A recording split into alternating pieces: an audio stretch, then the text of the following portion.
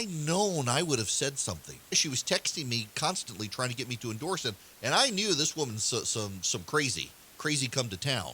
But I had no idea these stories. Marjorie Taylor Greene believes that a Jewish laser from space possibly set the fires. Let me read you what Marjorie Taylor Greene put on Facebook on November 17th, 2018. This is Marjorie Taylor Greene, in her own words, on Facebook in 2018. No, it was not someone writing on her behalf. It was her. As there are now over 70 people confirmed dead and over 1,000 missing, the fires in California are a horrific tragedy. I'm praying for all involved. I'm posting this in speculation because there are too many coincidences to ignore, and just putting it out there, just asking questions based on some research I've done, stemming from my curiosity over a PG&E stock, which tanked all week, then rallied Thursday night after California officials announced they would not let PG&E fail. I find it very interesting that Roger Kimmel on the board of directors of PG&E is also vice chairman of Rothschild Inc., international investment banking firm. The Jews. I also find interesting the long history of financial contributions that PG&E has made to Jerry Brown over the years and millions spent in lobbying. What a coincidence it must be that Governor Brown signed a bill in September 2018 protecting PG&E and allowing PG&E to pass off its cost of fire responsibility to its customers in rate hikes and through bonds. It also must be just a coincidence that the fires are burning in the same projected areas that the $77 billion high-speed rail project is to be built, which also happens to be Governor Brown's pet project. And what are the odds that Feinstein's husband, Roger Blum, is the contractor to the rail project? Geez, with that much money, we could build 3 U.S. southern border walls.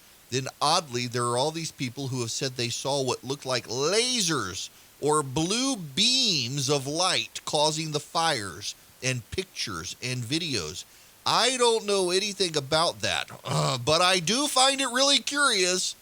PG&E's partnership with Solarin on space solar generators starting in 2009. They announced the launch into space in March 2018 and maybe even put them up before that. Solar space generators collect the sun's energy and then beam it back to Earth to transmitters to convert to electricity.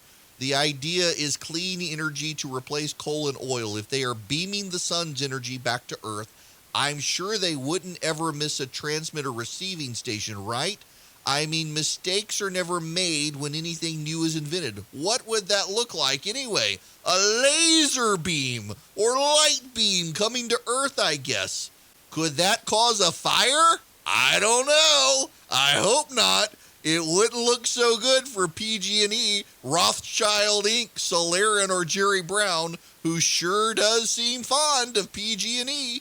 Good thing for Solarin that Michael Peavy is on the board, since he's former president of California Public Utilities Commission, California's most powerful energy regulatory agency. Good connections right there. Also, I will say whoever was able to buy the PG&E stock at the bottom before the announcement was made when stocks rallied sure did well on their investment. I wonder how you get privy to that kind of info. You must know somebody, right? Seems like there's a lot of connected people in this crowd, and with these space solar generators, I really hope they have really good aim, beaming the sun's power down to Earth. But what do I know? I just like to read a lot.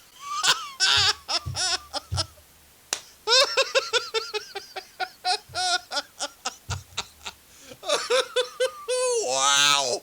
We got ourselves a nutbag of crazy in Congress, but she reads a lot.